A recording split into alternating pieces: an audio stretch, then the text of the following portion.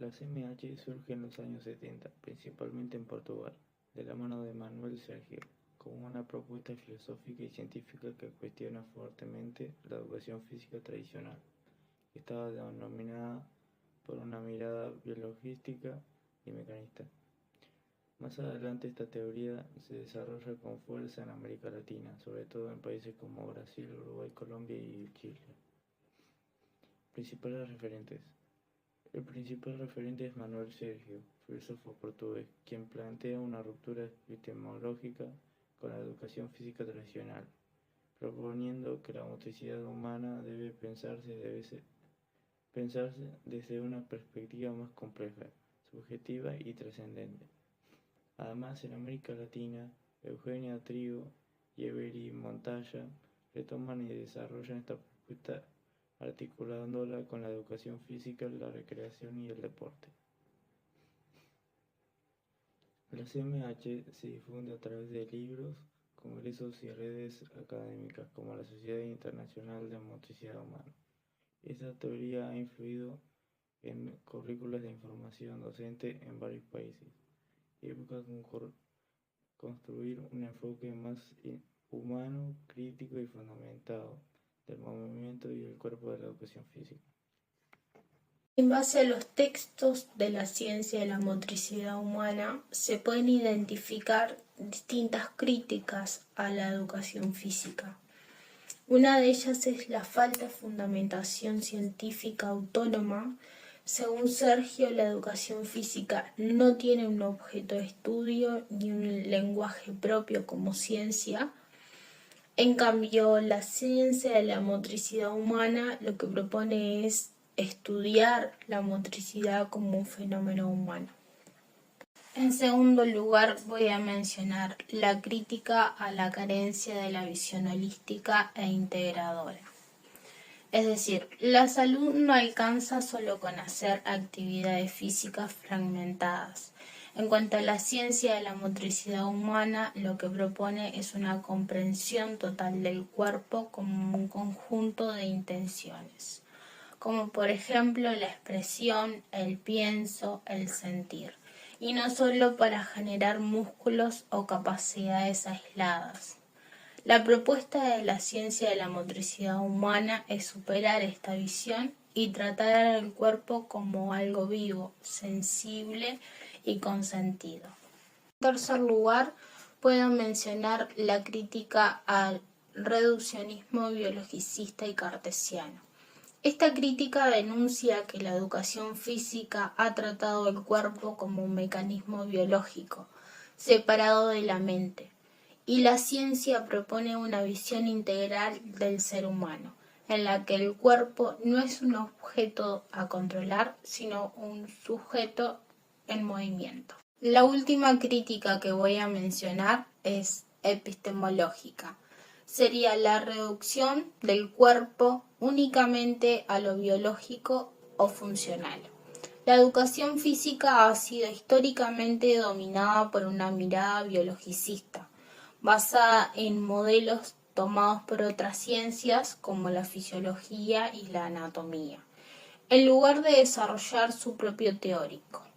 A continuación voy a mencionar una breve cita.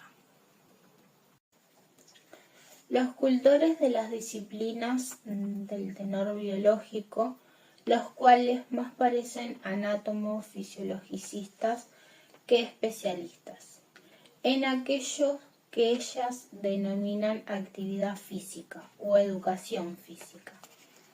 Acá expresa que los profesionales de educación física adoptan un enfoque físico o médico del cuerpo en lugar de ver la motricidad como una expresión integral del ser humano. Con nuestro grupo decidimos plantear 6 de los que creemos que son los conceptos claves del texto de Manuel Sergio. En primer lugar, identificamos a la motricidad definida como un movimiento intencional. Esto quiere decir que no se trata solo de moverse, sino de moverse con un propósito o con intenciones de trascender. pero ¿qué es trascender o trascendencia? En el texto de Manuel Sergio, que fue escrito en Brasil en 1987, pudimos ver que se utilizan estos términos para llamar a la motricidad como una vía de superación personal o para el desarrollo integral del ser humano. Y esto es lo que nosotros vimos que es trascender. Luego tenemos a la corporeidad y vimos que la motricidad como que no puede separarse de la corporeidad. Es decir, de la forma en que el cuerpo se expresa y se relaciona con el mundo. Esto se explica mejor en la página 31 del texto, que decía, es la conducta motora que lo observa, es el lenguaje del cuerpo que él escucha. Básicamente nosotros lo interpretamos como que la motricidad depende de lo corpóreo, porque vendría siendo como que el objeto de estudio que tiene. También se da un estilo de integración donde la ciencia de la motricidad humana busca integrar las dimensiones individuales con los modelos construidos en la sociedad, o sea, la cultura. Todo esto para que se pueda llegar a una superación personal. La motricidad también se ve como una búsqueda constante de la superación, tanto a nivel físico como personal, integra también lo intelectual y no se remite solamente al cuerpo. En cuanto a la relación teoría-práctica, el autor señala que una práctica sin comprensión es vacía y alienante. También dice que la teoría debe nacer de la práctica real y vivida, no desde modelos externos a eso. Nosotros vimos como que al principio la educación física tradicional, en la educación física tradicional, la teoría y la práctica estaban como que separadas y la práctica se consideraba solamente aplicable. Y como nosotros ya vimos en los conceptos claves, para Sergio la motricidad humana no es solo movimiento físico, sino movimiento intencional con un propósito de trascender, o sea, de mejorar y de superarse a uno mismo. Esto implica algo que vimos que se le llamaba una teoría encarnada, que surge del contacto con las realidades motrices y sociales del sujeto. A lo último, Sergio propone el concepto de educación motora como algo más adecuado a la filosofía de la ciencia de la motricidad humana, y también integra lo corporal con lo humano. Intenta formar sujetos libres, conscientes y con la capacidad de transformar o intentar transformar su realidad. Que dejen de ver como que el cuerpo objeto a sentir el cuerpo sujeto, que él también lo llamaba el yo soy mi cuerpo.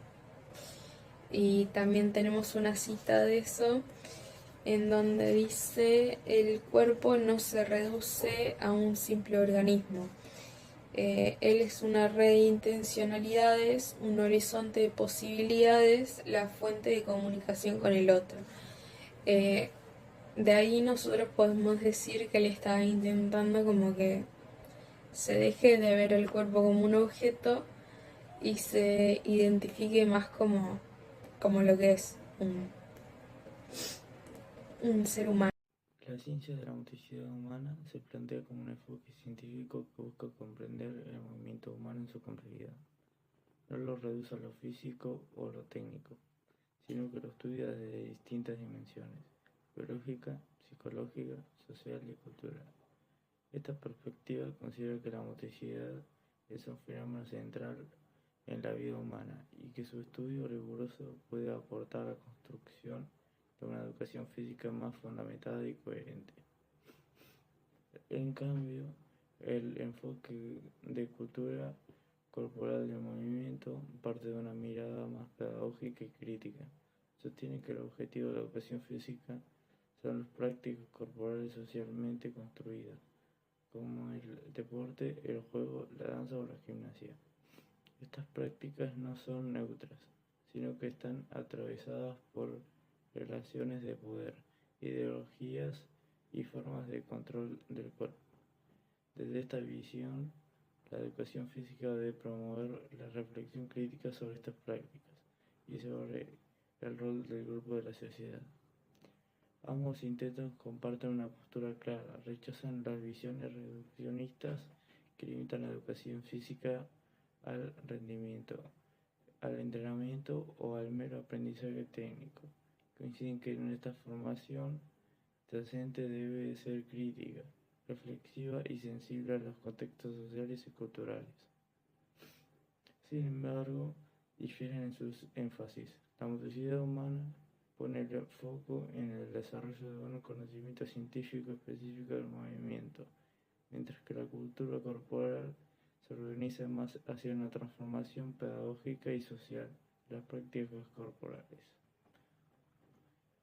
Podemos concluir que la motricidad no es solo un movimiento físico, sino una expresión cargada de sentido, cultura e historia. No alcanza con enseñar movimiento, sino que necesitamos entender el cuerpo. Esta ciencia nos invita a repensar nuestras prácticas educativas, deportivas o de salud, poniendo en el centro al ser humano en su totalidad.